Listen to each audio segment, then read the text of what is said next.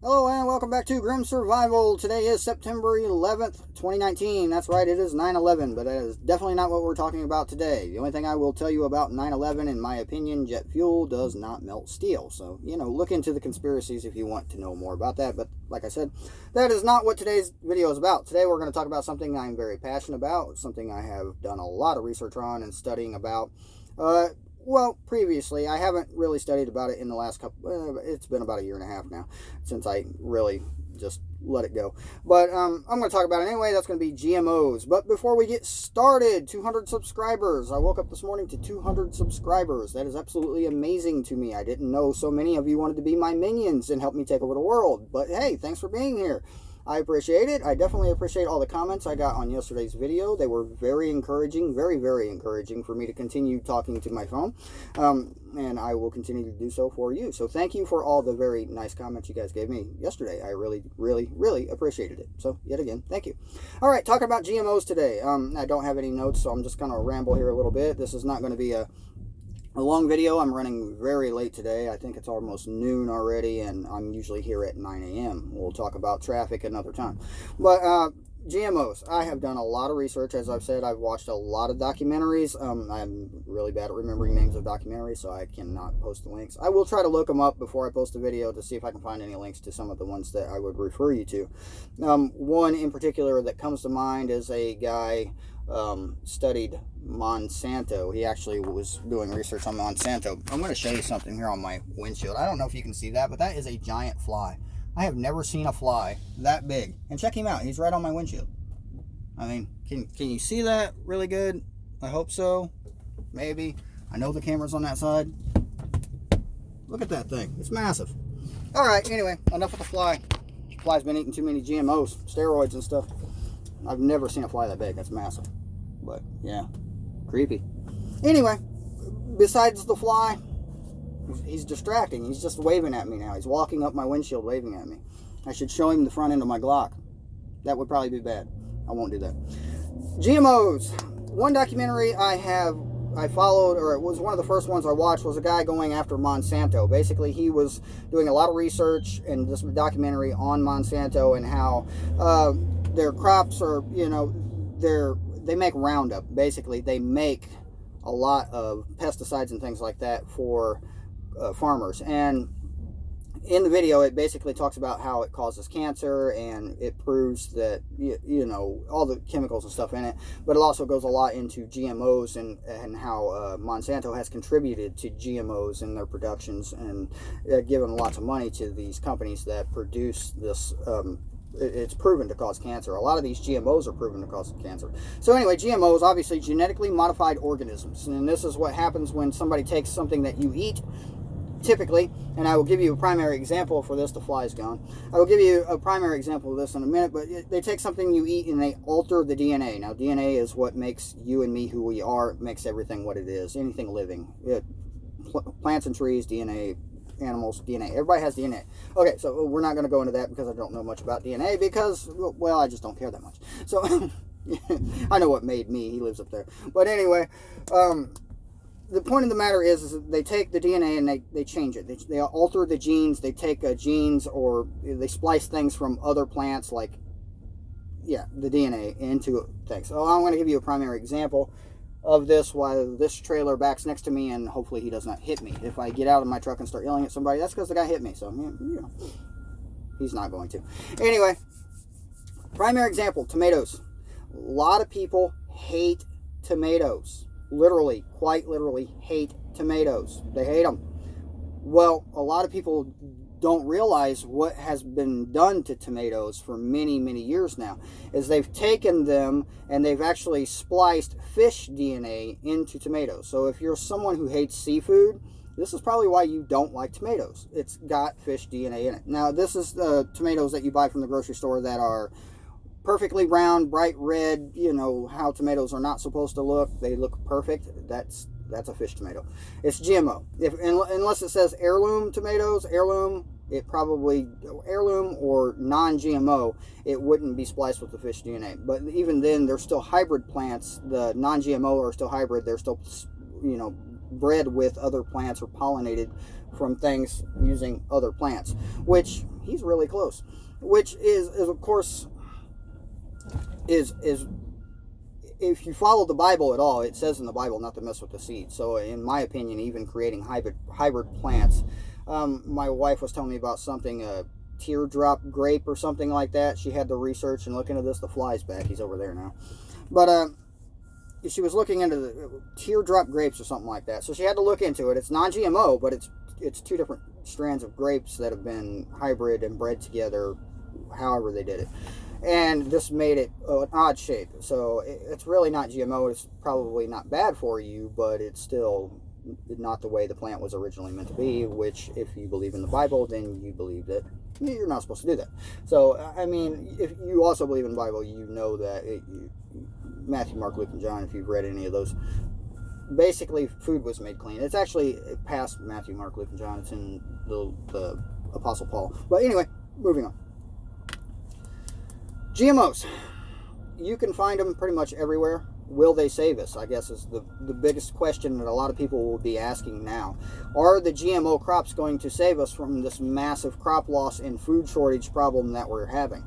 And the one thing that I can tell you for a fact that in the Midwest, all the corn is GMO. Now, this question was brought up on my, I can tell you at least 99.9% of it in the Midwest, probably. I'm not going to give you exact numbers because I haven't looked it up in a couple of years, but a couple of years ago, most of the corn grown in the Midwest was not even edible. It wasn't even grown for human consumption. It was for animals or ethanol. It was made for corn syrup and things like that. And I've heard rumors, I'm not sure if it's true, but I have heard rumors that this corn physically is not edible for humans, that if you eat the corn that is grown for ethanol, it will harm you, make you sick.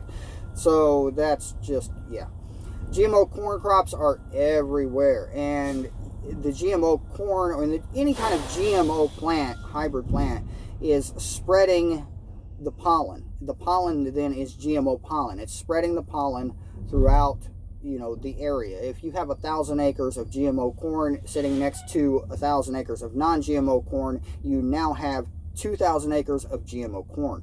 It's just the pollen. The bees transmit it, they transfuse it, they move it back and forth. It's just how it is, and I can't explain it exactly like the scientists I've watched the documentaries did, because it's been a while and I haven't followed it that much recently, but yeah, that's just how it is. And they say it's in the air now. I mean, you're breathing it in, you're breathing in this pollen. People who have allergies, you're breathing in GMOs. There's really no way to avoid it at this point. So yeah, basically, will the GMO corn save us? Obviously not. As a matter of fact, the corn, if you study history whatsoever, you know that when Columbus supposedly discovered America, when Columbus came to steal America, it wasn't even Columbus, it was before Columbus. It was when the original it was after Columbus. Like the original colonists, they were starving to death. They couldn't make it through the winters. They kept dying off. They were dying a lot. Supposedly, this is how Thanksgiving came to be. The Native Americans brought us corn, turkeys, and etc. Blah blah blah.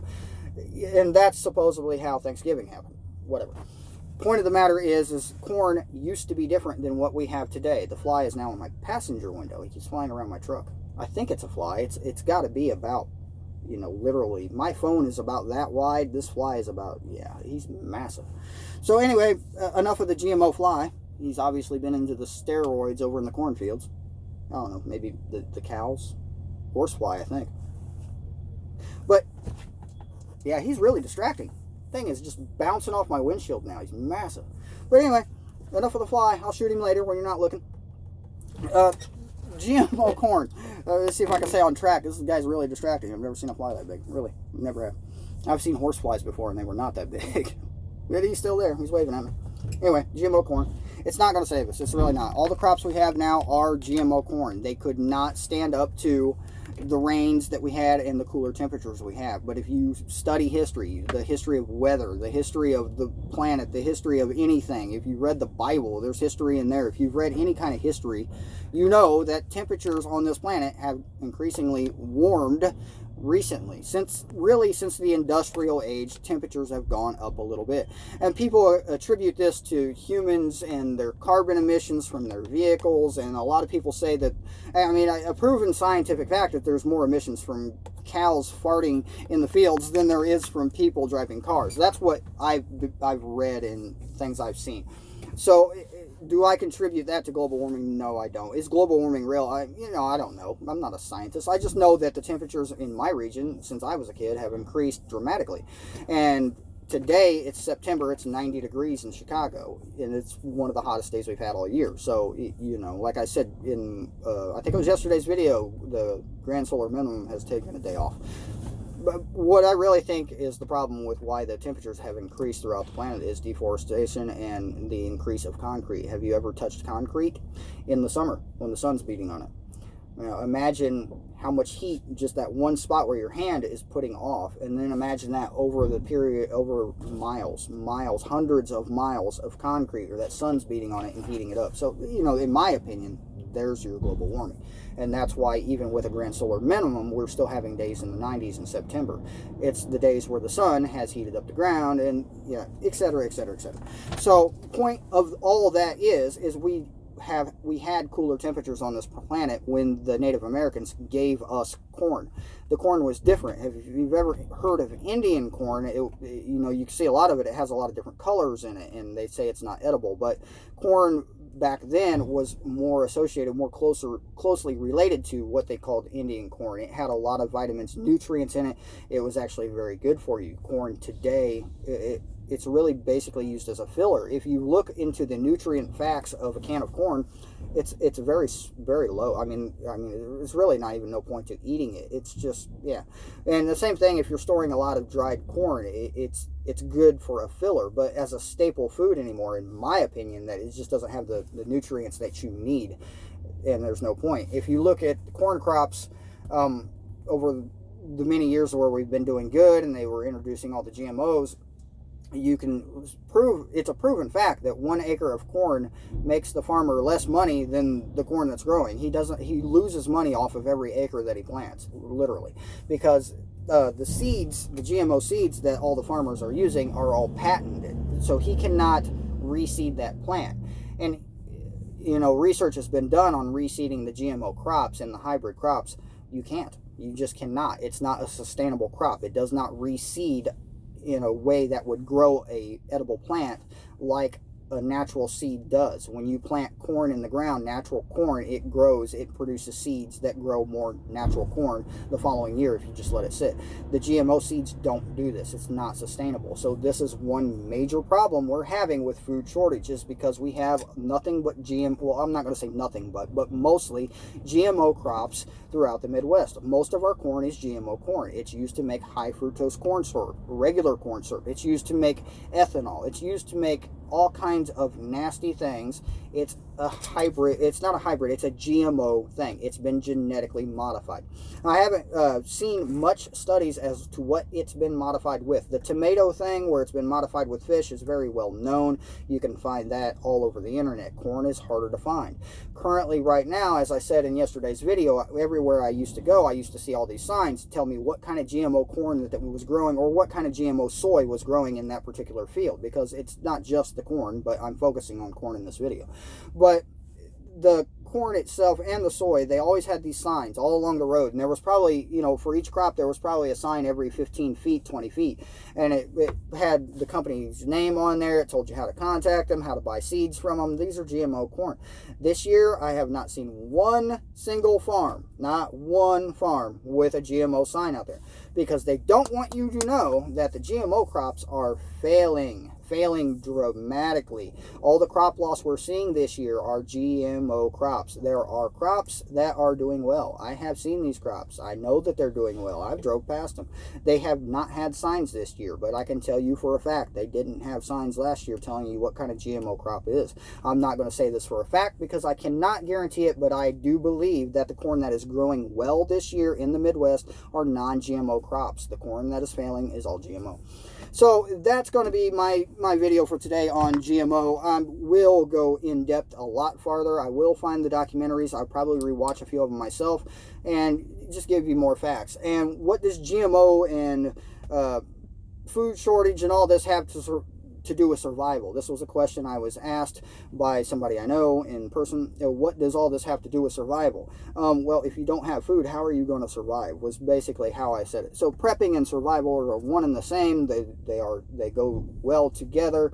Wilderness survival, if you're looking for things more like that, I am skilled in it, but I don't have time for it. But bushcraft channels, TA Outdoors, I really like his channel. He builds a lot of cool things. There's a lot of bushcraft channels that I follow. I won't bother to mention all of them. There's a lot of channels I watch in general. I don't watch my own. I don't like listening to myself. It's really odd. No, not really. I'm annoying. Anyway, yeah, I'm kind of rude. I do annoy people according to what I've been said. So I'm just going to leave it there with my annoying self. I'm going to tell you today that thank you again for 200 subscribers. I really appreciate all the comments you guys gave me and listening to my videos, listening to me ramble on about, what things that are rattling around up in here that need to come out some way or some other.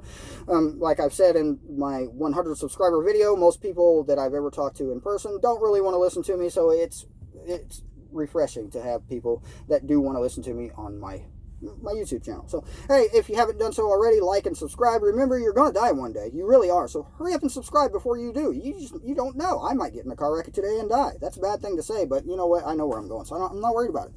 So yeah. Have fun. Have a good day, and thanks again.